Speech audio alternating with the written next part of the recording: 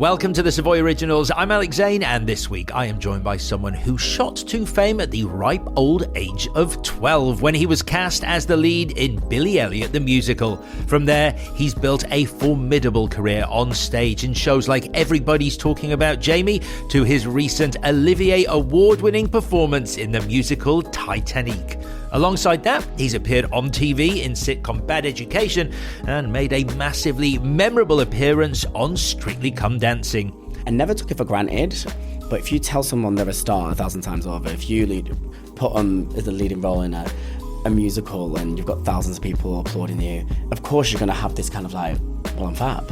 Until, the bubble bursts and you're not fab anymore.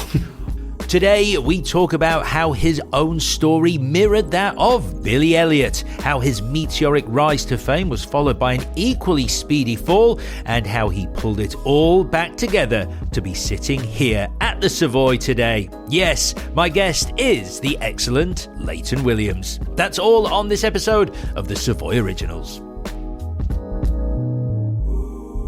Now, just before we get started, a big thank you to our sponsor, Laurent-Perrier, for making today's episode sparkle. In 2019, they launched something rather special, their Blanc de Blanc Brut Nature, a 100% Chardonnay champagne with no added sugar. It's all about the Chardonnay, a rare and demanding grape that gives Laurent-Perrier its signature freshness and finesse. It's used as the majority grape in all of Laurent-Perrier's wines, and it's also what sets the Laurent-Perrier style apart from the rest. This wine is proof of their mastery, creating a pure expression of Chardonnay that stands out in the world of champagne. So here's to Laurent-Perrier and their relentless pursuit of elegance. Cheers! Clink, clink. Here's to you, Layton Williams, Cheers. A true original. Thank you. Are we having a sip? Are you having a sip? I'm going to have a light sip because I do have a show, so this would be really naughty, Okay. but like a little... Okay, that's it. We both had Stunning. the tiniest sip because we're working. We're working. We are working. So I want to start today as we celebrate your career and the fact that you have been a trailblazer in so many ways by going back to the beginning, because I think you've talked about how as a child, you were already something of an entertainer. You enjoyed dancing and performing, and I love this, how it lifted people's spirits. So my question is, do you think there's a quality you learned back then that shaped the way you approach your work even today? I think at the time you don't realize you're doing it, but like I was always a natural entertainer anyway. Like if I was in the room, I wouldn't necessarily be like, everyone look at me straight away, but I would suss it out. And when the neighbours around and they just want to watch Coronation Street, but I'm giving them a full performance of something that I thought was more entertaining. So I don't know, it was just always there. So then tell me what it was like growing up in Bury and this performative element of you, because I think, if I'm right, you had 8 siblings. Yes. So on my side, we had like 4 in my house, and then my other brothers, there's 5 of them. I guess everyone was really loud. I wasn't actually the loudest in my household, which is saying something. So we had some big gobs up in my house, and it was just chaos, but like fun chaos, and everyone was just kind of cracking on and doing their own thing. It wasn't the simplest of like upbringings. There was always something going on. So I got to go on stage for 3 hours and pretend to be somebody else. People call it Dr. Theatre, and I really do think it is. Like it's such Dr. Theatre. Yeah. I've never heard that term before. Dr. Theatre is it's like healing. It's like therapy. It's like whatever you want to call it, for which gives you some peace, or like a space where you can forget about what's going on in the actual real world. You really do lock into this character, and you forget. And you're, all of a sudden I'm Billy Elliot or Michael Jackson or Tina Turner. But quite varied characters there, but that's true. It's eclectic, but I love it. So is that because you are performing as someone else, or is it because you have to be so focused when you're on stage that there is no opportunity to think about anything else but the performance? I think there's a bit of both. Like, I mean, people could listen to this like, I've seen you being a bit naughty in the past. Like I can detach quite well. Like I can go in and I'm in it, and then, sometimes you got to get through 8 shows a week with a little bit of sauce and a little bit of fun. So I'm very good at making other people laugh and then having a fun moment, but like you would never tell on my face.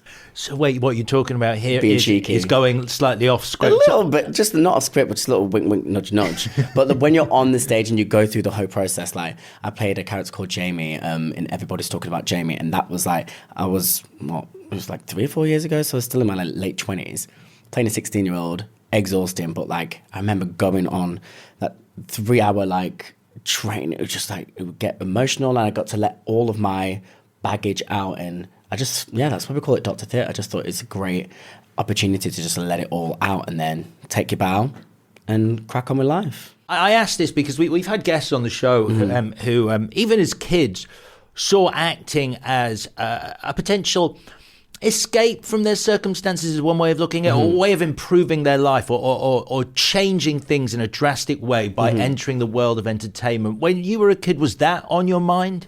It wasn't like a conscious decision. I guess I really did fall into that open audition. So I went to this open audition for Billy Elliot, and there was thousands of other boys there. And then I had to do all of this training. And then when I finally moved to London, and they were like, okay, we think we're going to give you the job, I had nothing to compare it to. So I didn't know how my life was going to change. I just knew that this was way more fun than being at home. No offense, love my family, but like it just was. Like you can't deny. And people are like, were you homesick? And I was like, not really. Like you took me from my little estate in Bury, threw me in this huge mansion in London with all of these kids that were also doing the same thing as me. Like it was amazing. I want to talk about this particular story because obviously this is the moment really where it all changed. So I think it was your aunt who saw an advert. Yeah, my auntie Lisa, she saw the advert in the paper and she was like, come on, let's go. And you know, actually my stepdad just passed away recently, rest in peace, Curtis, but he was also there. And if it wasn't for him, it's actually his funeral this week. And I just remember like, actually there's so much that I have him to thank for, because I really didn't nearly turn away from the audition. Like I was like, oh, no one looks like me here. Everyone's white. Like I'm clearly not supposed to be here. Like I had my trackies on. Everyone's in leotards. They were saying things like portfolio. I was like, what does that word mean? Like it was just such another world. And he was like, basically, get in there. We've come from Bury, which isn't that far, by the way. It's a few stops on the tram, but it was like, you're going in there. And I was just like, oh, fine. And I did it. What do you think it was that you did in that audition room? Have you ever looked back and gone, was there something I did in that audition room that meant that out of 4,000 hopefuls, it was me they picked? I think probably subconsciously I didn't want to look like I was the odd one out. It was so clear that I was, so I wanted to... maybe I was proving to them that, like, you know, I might not seem like I fit in this room, but I'm going to show you that I can keep up with you, even if I don't have a clue what a pas de bourrée is, or an arabesque, or a tour en l'air. I'm going to just look at the boy next to me. And they literally quite simply did say, if you don't know how to do these things, just like pretend. And I really did. And I feel like I have been doing that most of my career, quite truthfully. And they must have saw something in me. I think the casting director, Jess, apparently she literally drove straight to Stephen Dodge's house and she showed the tapes and she was like, can we have a Black Billy? And Stephen was like, I guess so, if he's good. And they really did invest in me. Like, it took me a good 1.5 to 2 years for me to actually get on that stage and make my debut. Because you'd never done tap or ballet, but not a single step before, and you went to the Billy Elliot Academy. Because I saw a clip of you on the Paul O'Grady show. Oh my gosh, that video haunts me for life. Because who was I trying to kid? I loved being in that tutu. Okay, but society made me believe I was not allowed to wear that tutu, so I was lying, and it's so funny looking back because it was like, oh, it's not for me. And I was like, yeah, it was. You're a liar. I remember that clip. This is because it's Vernon Kay hosting, and then they cut to you showing off all the different costumes you get to wear, and you are kind of like, I'm like, oh, that's not for me. So funny now, because obviously I did Strictly, and I got to meet Tess and see Vernon a lot more recently. And I said to him that was my first ever, like, you know, interview on screen. And now, you know, I see him out and about. I'm like, hey, Vernon. But yeah, that was a time. Is it fair to say at this stage you are living the dream? You're the lead in Billy Elliot in London. Are you happy? I'm pretty ecstatic. Like, my life is very different to what I knew, but let's just say I accustomed to it very quickly. I feel like this is why the life was meant for me, because lots of people that meet me now, they're like, to be honest, like from the first day I met you, you've not really changed.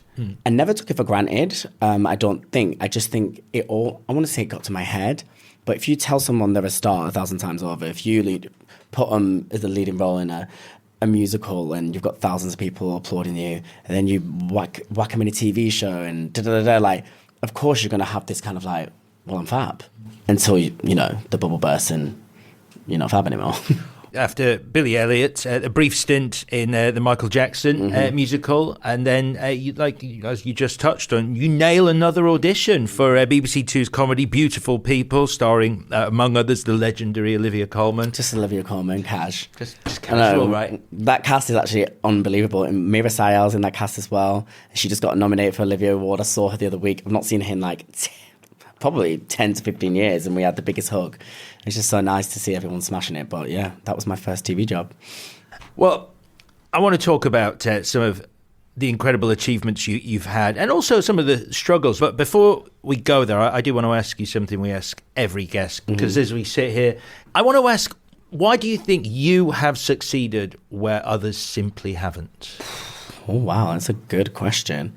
So in life, I've had the doors shut in my face and people categorize me and be, you're in that box, you're in this box. I don't think anybody saw this Olivier coming, including myself. And I kind of love that, like surprising myself, but also surprising others, because since young, my fingers have been in many of the pies, whether it's singing, dancing, acting, like I've always tried to home in on the craft and do it all.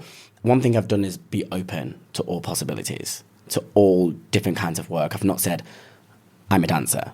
I did for a little time, and then I was like, well, actually, I don't want to dance so much like that anymore. So, and sometimes maybe people limit themselves in order to get to that next stage, and they categorize themselves and say, oh, but I just do this. And I think in order to potentially be beyond your imagination of success, you need to push yourself and really just like reach for the stars. Karaoke song of choice? See, I don't do karaoke. Whoa. Now you can sing. And yeah, but no one wants to hear someone good sing on karaoke. It's supposed to be funny and like, oh, yay, they can't hit the notes. Yeah. What if they can? That's why I do karaoke. Do you know what I mean? It's just like not fun. So I tend not to do that. Okay. You get it, right? Yeah, no, I understand. It's yeah, like, because I do it 8 times a week. Like, come and see the show. Do you know what I mean? Like, you don't need to hear me on karaoke. Well, I guess. And also, if I am rubbish, even more cringe. Because it's like, you should be good. Okay, fine. No. But if I have to, you're pulling my leg, I'll do the Grease medley. Solid choice. Sandy, Danny? We balance each other out because I am shit. Now, it does sound like at the start of your career, it was all unicorns and rainbows. And then you lost your scholarship to the prestigious Sylvia Young Drama School.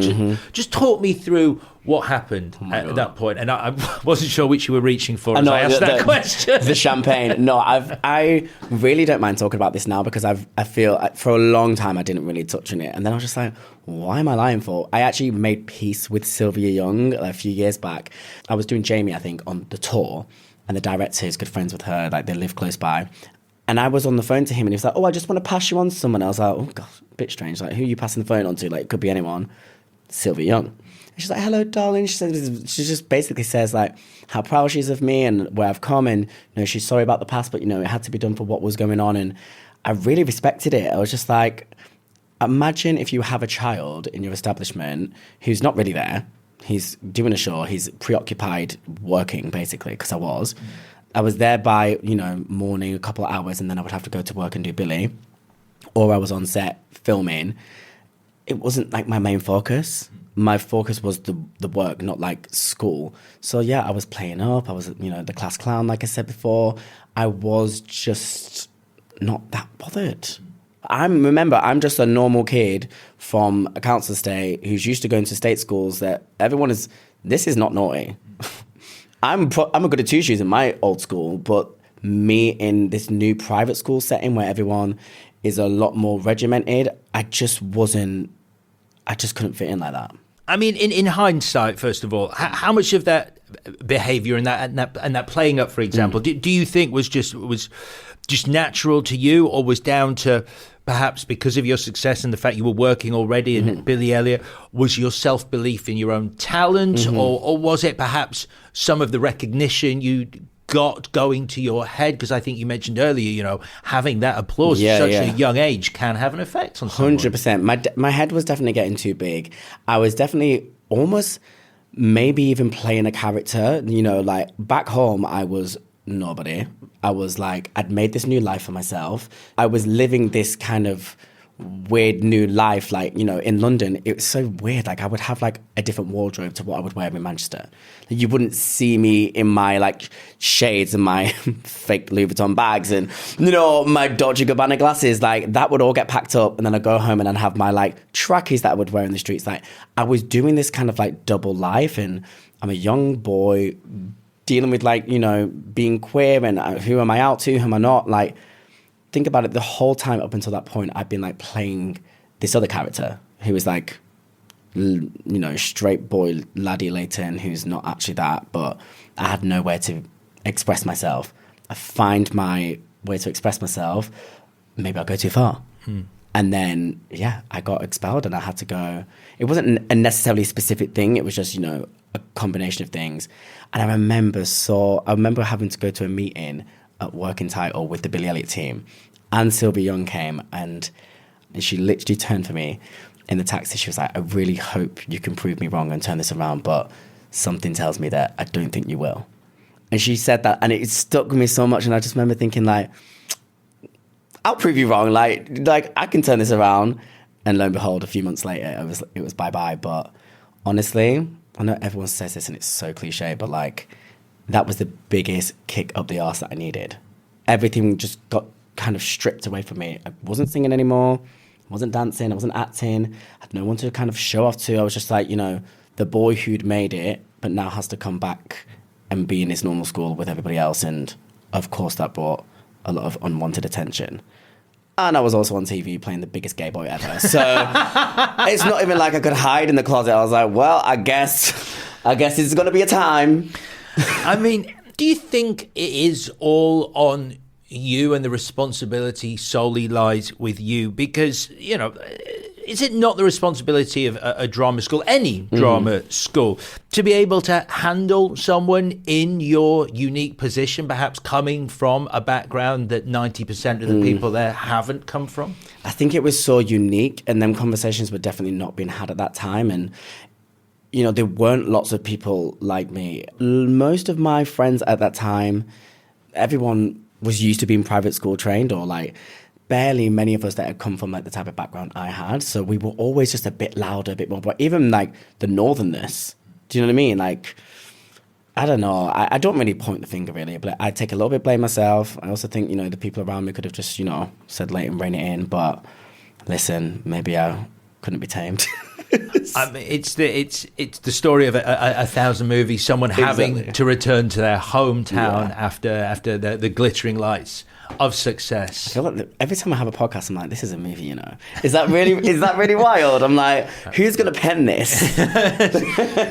You're gonna love my last question then, because when we get there. So, looking back over, you know, getting the role in Billy Elliot and then moving on to Beautiful People and everything that was happening to you, all the success, is there one person in particular who you can look back and go, without them, I wouldn't be sitting here today? There was one person that helped guide me or advise me or was just there for me in some capacity that has led me to the success I've had.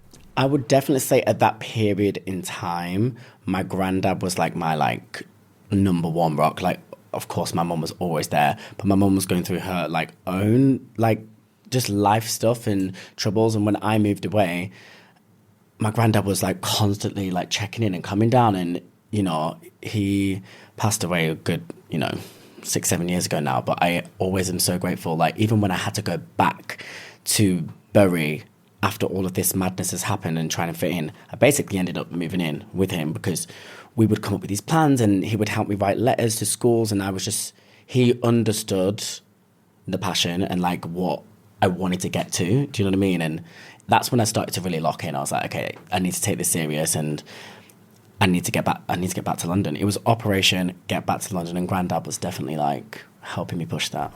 And it must have been great. I mean, you say he passed away 6 or 7 years ago. For him to be able to see that, you know, believing in you back then and helping you out, and for it to have all come to fruition. Yeah, it's nice. Like sometimes when I do a show, I'm like, oh man, he would have loved this. Or also absolutely being like, well, what is going on? Because he wouldn't mince his words. But yeah, he was there like really like #1 fan vibes. Now, as we enjoy this Laurent-Perrier heritage, I'm reminded of their exceptional craftsmanship with Chardonnay. Earlier, we talked about the Blanc de Blanc Brut Nature, introduced in 2019, a 100% Chardonnay champagne with no added sugar.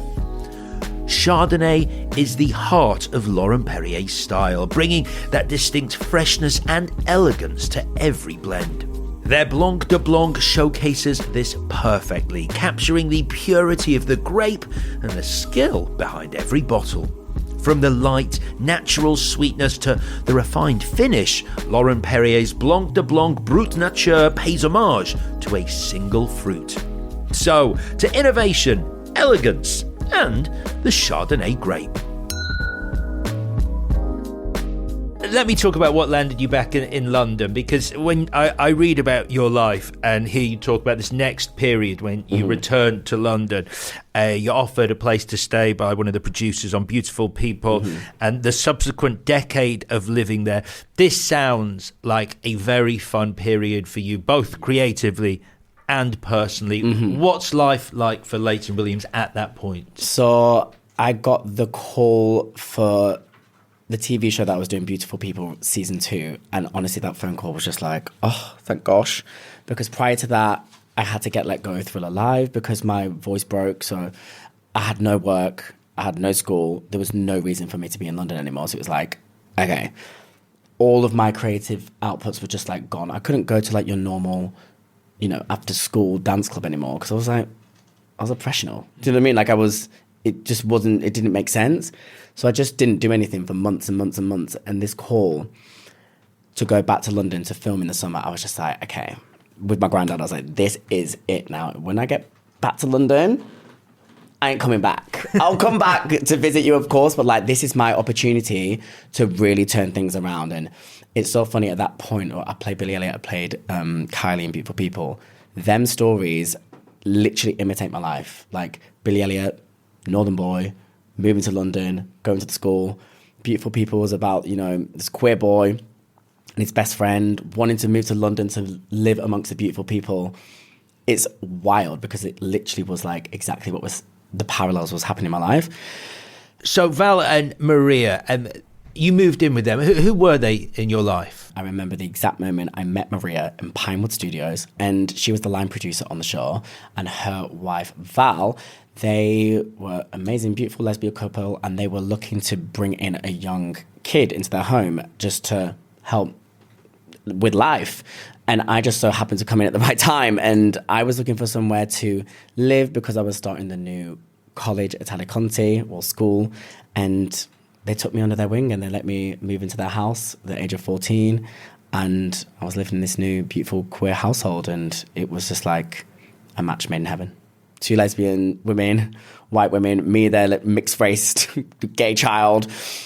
I think the street was like, what's going on here? But like, we just were like, we were happy and it was fab, and I was really, really grateful for that time. I think at the time, I didn't realize how lucky I was to land this amazing opportunity.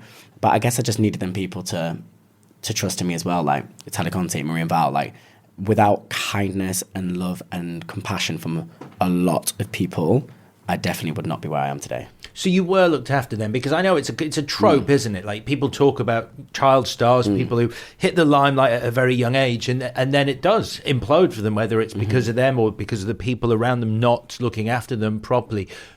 Was there an awareness among the adults in your life to look after you and make sure that didn't happen to you? I think from that point onwards, Maria and Val was so screwed on with like bringing me up, and just there were certain things that I just was not aware of, even just to the point where, if I started to earn my money, they were like, okay, well, if you're working on the weekends now, you should be contributing, things like that. And compared to what it was like beforehand with some of the chaperones that I used to have, oh my gosh, it's like, girl, why are you looking after children if you hate children so much? Like, why would you do it to yourself? Really? Like, it's I won't get into that too much because, Lord, some of them are still alive. But it was just like painful sometimes because I know I was a bit of a pain in the ass, but I'm just a kid. Do you know what I mean? I had one chaperone turn to me once in the back of the Billy bus. I'm literally training to be this role. And she was like, if I was a casting director, I would never have casted a Black Billy. Wow. Why would you say that to a kid? Do you know what I mean? So I dealt with a lot of that. But once I kind of moved to London and came, lived with Maria and Val, I felt like all of my differences were like my superpower. So that was nice. And at 18, you were cast in Jack Whitehall's hit sitcom Bad Education, Stephen Carmichael. So you've described this as your breakout role. Do you remember getting the call? Do you remember what the experience was like? Was Jack Whitehall in the room? Was it? Well, no offense, Jack Whitehall was not really Jack Whitehall then. Like, he was obviously popping and doing his thing, but like, I had to Google him. Do you know what I'm saying? It was a long time ago. Yeah, so that you get this email, you get called up to the office when you get an audition at Telecontin, your name's on the board, and then the whole school kind of knows, like, your name's on the board. I'm like, yeah, I'll go upstairs. Then you make your way up to the 9th floor, and then, they tell you got an audition for this, And I remember going to my first audition, and I went in my school uniform because I was like, well, might as well give it a method. And by the time I think we started filming, I was in college, so it took like a year or so for us to get it like together and, pitched and commissioned and all that. I think it was such a long process. I can't remember them actually saying absolutely yes. I just remember thinking, no one is taking this role from me, because every time we'd go back for another read through, they'd like switch out a different character for somebody else and they'd get bumped out. And I think the only 3 that were like there from the very beginning was me, Jack Binstead, and Nikki Runnacles. Everybody else did some like rotations, so luckily we kind of made it through. And yeah, I mean, even looking at it now in hindsight, it's like I never thought I would do the show, have a 5-year break or whatever, and then do it again. Do you know what I mean? But yeah, Jack, respect him so much, like so grateful for him to give me that call again all of these years later and being like, do you want to take the reins on this? But it was a time, I think, because theatre is very much so like there's 1,500 people watching you tonight, that's it. But with a show like that, it was one of the biggest comedies at the time. Like, people were seated. So it definitely changed my life for the better. And you're 18 now and you're in this huge show. You're back in London. You are living your best life. I mean, you did describe going back to Bury as a kick up the arse. So did you feel kind of like more mature now and having gone through that, you're grounded, I guess is the word. 100%. Grounded. I knew my way around a set because I'd done it before. But this time I had a bigger role, I had more responsibility. So I stepped into it being like, okay, I got this. And the movie was like the icing on the cake, of course. I felt like a professional actor at that point. Do you know what I mean? The first time you do a show, you're like, oh gosh. I remember literally being like, what do I do? And they were like, don't look at the camera. Imagine that she only knows. So I said, okay. And I just cracked on. So this time around, I remember like with Jack, I was like, oh, Jack, will you send me the script before the read through? If I can just do like a little edit, because I love Jack Whitehall and Freddie Seiborn's a bit who created the show, Bad Education, but, they were 2 straight white boys. They didn't know how to speak like me. Do you know what I mean? So I was like, we don't say, one year it was work, next year it was slay, the year after that it was like iconic. Like, there was always a new word that we would throw in, which is what the gays and the girls were saying at that time. And then lo and behold, all these years later, that actually gave me an opportunity to write a script for myself, which is mad. Fantastic. And that's great that, they were so open to obviously, improving their own writing 100%. With authenticity from you. Yeah, and I remember that when it came around to do Bad Education for like, I think it was the 4th season, but with me and Charlie leading the show, I just like, if there is any chance, please can I be in the writers' room, helping create the characters, and if my dialogue is going to be heavily featured, I'd really love to just be in it in some capacity. And they were like, oh, like 100%. So that was a nice new little string to my bow. This is what I mean. Don't lit yourself. I barely scraped my GCSEs. My English teacher, she must have been like, what? You're writing scripts now? Yes, baby. Well, that leads me nicely on to this next question, which is something we ask all our guests, because you have traversed the entertainment landscape. You act in musical theatre, TV and film from a very young age, often bringing unique takes on familiar roles. With all that experience and knowledge that you now have, what do you think it takes to be original? Ooh. I've actually just, for the first time in my career, like almost 20 years, been the original in London, hence the recognition from the Oliviers. Because when you're not the first, that's not necessarily the case, but whenever I've gone into something, I'd almost want it to feel like it's the original and like reshape it and do it, and feel very lucky. The directors, choreographers, creators that I've worked with have always been like, yeah, like make it your own. Even if it's the songs, like John McCree is one of my best friends. I'm meeting him after this. He was the original Jamie. I can't sing like him. Just really being comfortable in your skin, knowing that you can deliver something, and I'm really making it my own. I feel like I had a knack to that. I hope. And it sounds like doing an original take on something, there is some form of collaboration where 100%. You go, I'd like to do it this way. And it's only through working with the right people who do give you that space to make it yours that you can do that, as opposed to someone who goes, this is how it's done. This is it. And I know a lot of shows do that. It's like you stand on number 4, you say the line like this, and on that note, you lift your arm, and if it works, it works. It's absolutely fine.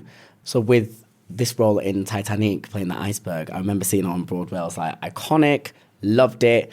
But of course, I was like, I was like, can we try this? Can we try that? From the costumes to the wigs, like they've got the Tina Turner wig maker from the Tina Turner musical to make my wig, but just icy blue. Do you know what I mean? It's just like, let's do it. Like, if we're going to do it, let's do it. And I think maybe it's because people can see that I actually genuinely care. Like, if I didn't care, I'd be like, yeah, whatever, like, it's fine.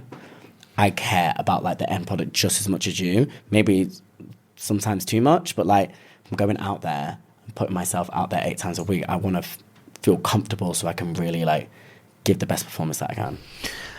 I do want to talk more about Titanic, but just before we get there, a quick sidebar, because in 2023 you appeared on Strictly Come Dancing.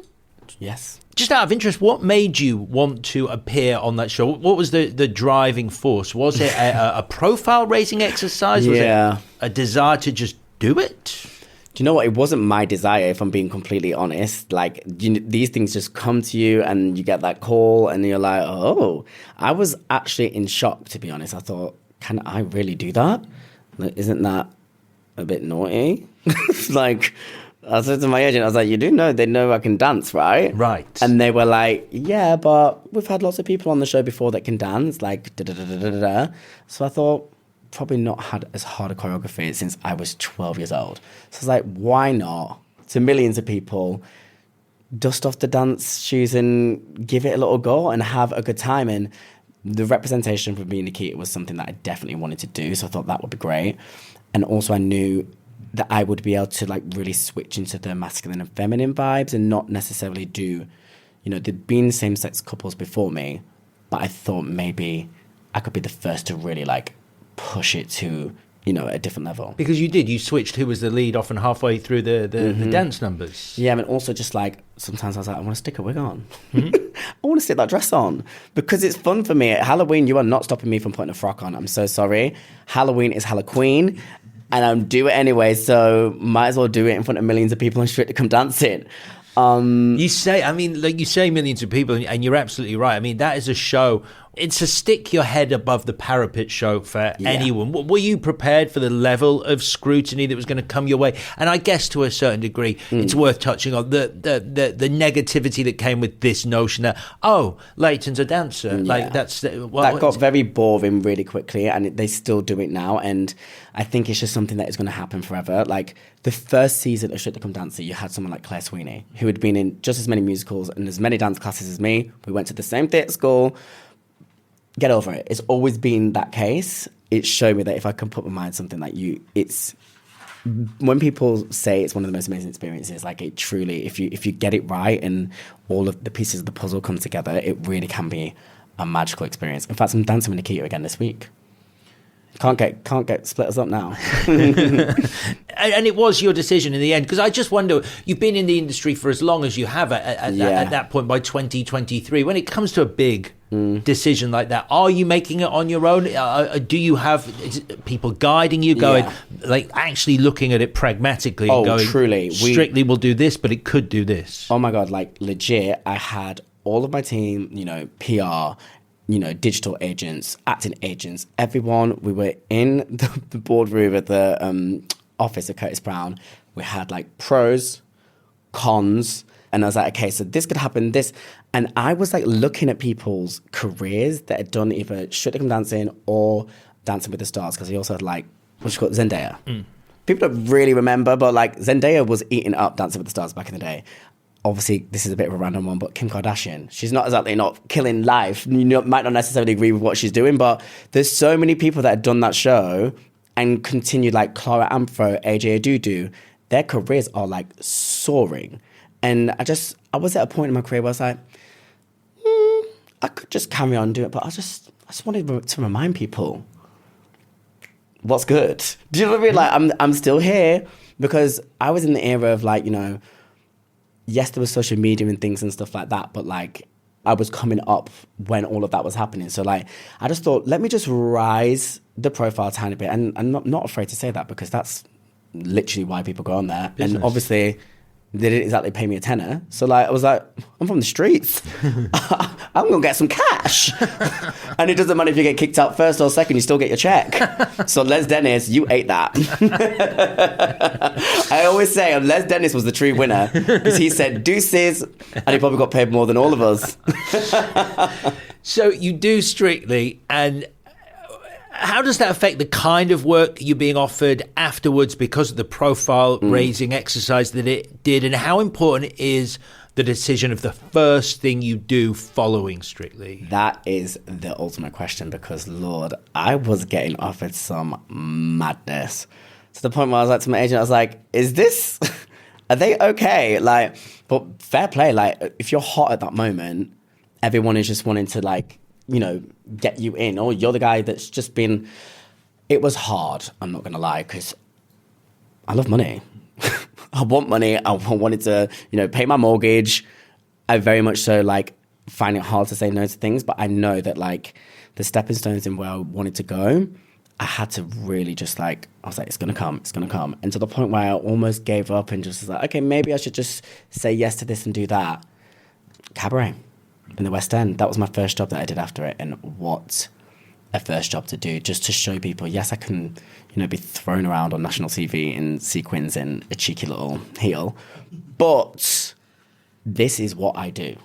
Like, Eddie Redmayne was playing it on Broadway when I was doing the West End. That was just like, it made Strictly, the decision of doing Strictly worthwhile. It's like, yeah, that was meant to happen.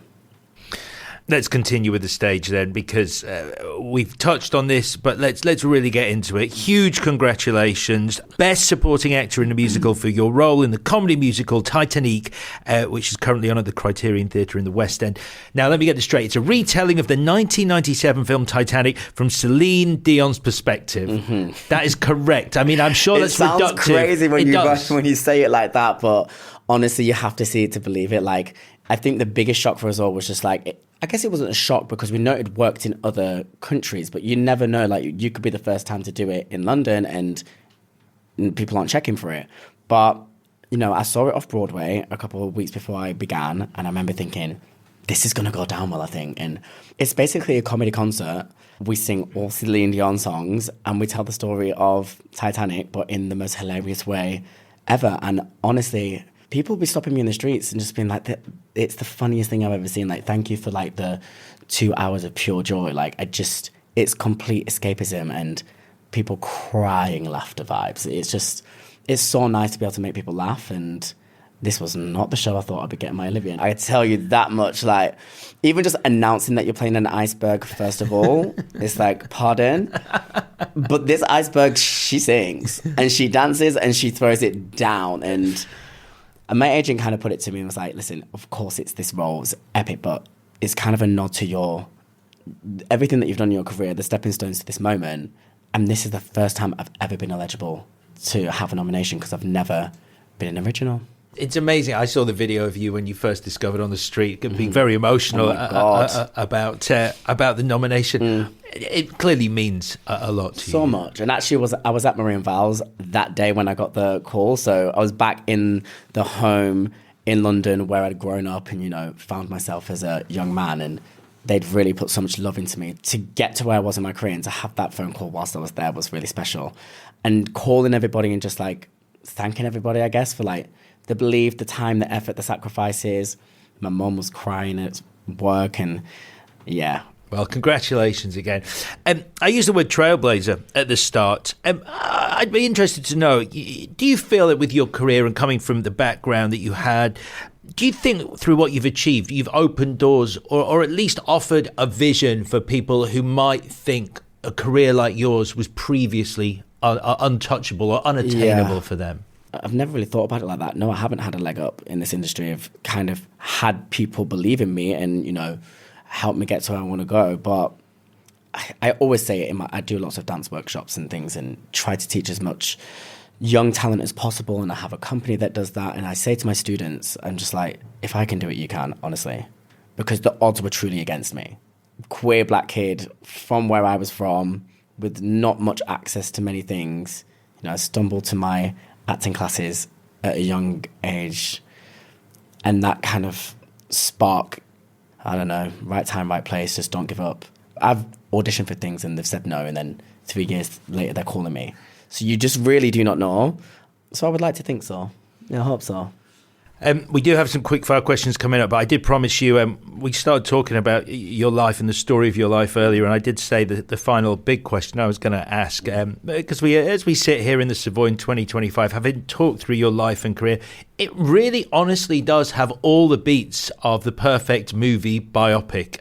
The early success, the collapse, the move home, the second chance, finding your place in London, weathering public opinion. It's all there. When you look back across your career at this point, it's a twofold question. First of all, how do you feel right now, and who would play you in the story of your life? Right now, who would play me? Obviously me. I ain't dead yet. Is that cliche to say? Or is that cringe? I don't know. But I'll be booking myself at this point. But I'm really happy. This has been an amazing few weeks. I've really been sitting in the joy of this nomination and enjoying doing the shows, along with my incredible cast, by the way, who also got nominated, and Lauren Drew, my co-star / star of the show. I'm really trying to not take any of these moments for granted. I'm working towards the next project, whatever that may be. And yeah, just enjoying it and taking life seriously, but also enjoying life just as much. Work hard, play hard vibes. This summer, I want to be outside. Let's just say that. And I think you've said before, when you're working, you have to be on. Mm-hmm. And I'm sure when you're not working, it's an opportunity to let the hair all the way down. 3 quick-fire questions to end our interview today. So we've made our way through a tiny portion of your achievements today. But what is the piece of work that you are most proud of that you've done? Billy Elliot. It will always hold a special place in my heart, because without that, I wouldn't be here. Tell me the most valuable skill that you've ever learned through your work, the one that changed your way of doing things. To know your worth. To know when to say yes, know when to say no, and no. It might be hard, but that opportunity is not something that you need to do right now. A bit like holding out for cabaret. It's going to come. Love the pros and cons board in the office. I think that... Oh my God, it literally was a thing, fully. Right, finally, can you give us one piece of advice that you would tell someone else wanting to follow in your footsteps? Life is not a dress rehearsal, so you definitely need to go out there and live it. But remember, you want to do this because you enjoy it. I first started performing because I loved it, not for the checks, not for the fame. So long as it's like truly something that you love in your heart, and the end goal isn't to be, famous or anything like that, I think you're on the right path. And then if it works out, slay. Layton Williams, once again, congratulations on your win. No. It's been a pleasure talking to you. You too. Today. Thank you so much. Therapy session. That was lovely. And that is it. Thank you to our producer, Matt Hill at Rethink Audio, to our sponsor, Laurent-Perrier, and of course to Layton Williams for coming in today. We'll be opening the Savoy's Little Black Book again soon to welcome another celebrated guest and ask them what it takes to be a true original. Until then, follow us on Apple, Spotify, or wherever you get your podcasts. Bye-bye for now.